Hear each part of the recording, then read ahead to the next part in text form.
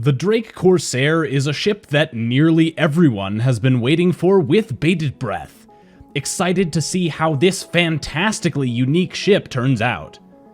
As this highly anticipated pirate craft has finally arrived on the live servers in Star Citizen, now is a perfect time to take a look at this bristling warship and see what the best loadout might be for all your pirating needs. So, let's talk about gearing up the absolute monster that is the Drake Corsair.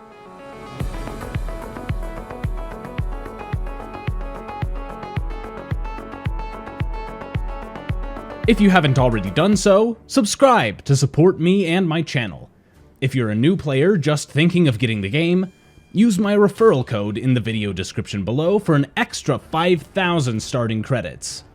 I'm also doing a giveaway this month for a Drake Cutter starter ship, so make sure to subscribe and comment down below for a chance to win. The Corsair is a large ship with a ton of weapons and large hardpoints, so these upgrades definitely won't come cheap. The sheer number and variety of weapons available on the ship also gives a multitude of options for you to choose from when finalizing your loadout, so I'll be running through a few different options for each part to show you what's possible. Let's start with the weapons. This thing has a ton of weapon hardpoints, giving the pilot 4 size 5 and 2 size 4 hardpoints, for a total of 6 gimbaled laser cannons, stock. The capacitors for these guns are also tied to the top-mounted remote turret controllable by the co-pilot. However, I do recommend some caution when changing these hardpoints, especially if you're sizing them up, because that remote turret is the only gun capable of defending the rear of the ship. Too many laser weapons, and it won't have very much firepower at all.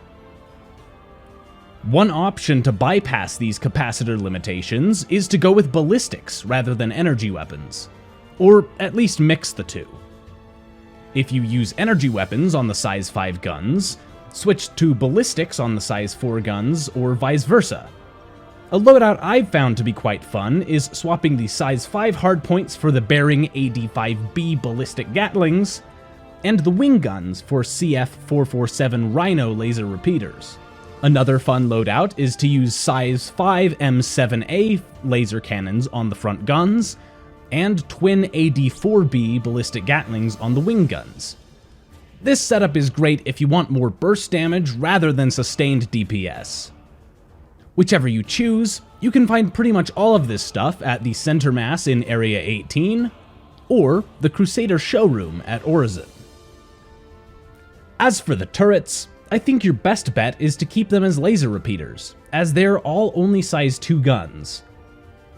However, it may be fun to try out using distortion repeaters on these instead.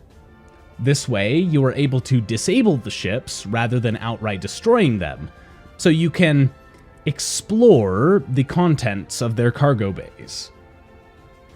The Corsair also comes with 4 size 4 missile racks on the starboard wing, which carry size 3 missiles by default.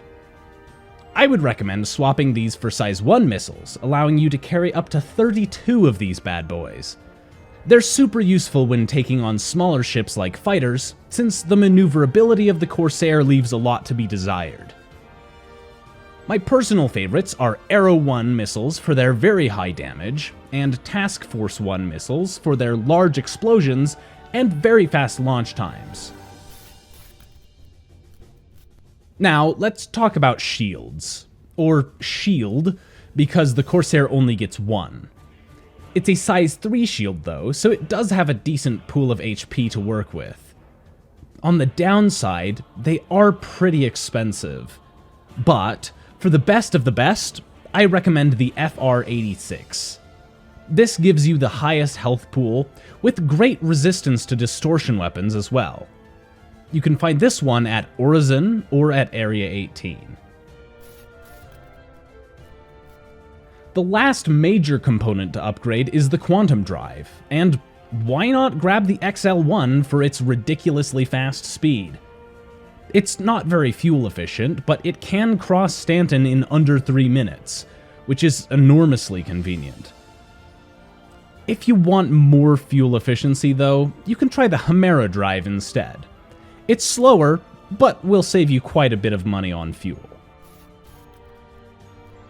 The default power plant and coolers on the Corsair are more than good enough for most standard uses, and because of their current limited functionality, upgrading them is not really a huge priority for now. If you must, however, I'd suggest replacing the power plants with JS400s and your coolers with snowpacks, as these will certainly do the trick, giving you plenty of power and heat dissipation with room to spare. Plus, bonus resistance to distortion weapons, so they don't conk out on you from any old hit from an EMP or distortion gun. And that about covers all the components of this awesome new ship. Depending on what you decide to buy, the price is going to fluctuate quite a bit, but be prepared to spend between 300k and 500,000 credits on components alone. This is not a cheap ship to upgrade. Still, it'll definitely pay dividends with the sheer firepower you get from this bad boy. Do keep in mind that the handling is currently pretty awful, so I recommend bringing a few friends along to man the guns, and not only add some extra firepower, but also provide you with the protection that is especially needed for the vulnerable sides and rear of the ship. Also, keep in mind that the Corsair is a Drake ship, held together with cardboard and duct tape, so it doesn't have much armor. As such, if your shields go down, get out of there pronto. Anyways, I hope you all enjoyed this video. If you did, please make sure to leave a like so I know to make more videos like this in the future. If you have any recommendations for ships I should take a look at next, please let me know in the comments down below. Also, consider joining the channel membership for channel perks and to help support me in making more videos like this one. Thank you all so much for watching, and I'll see you all in the verse.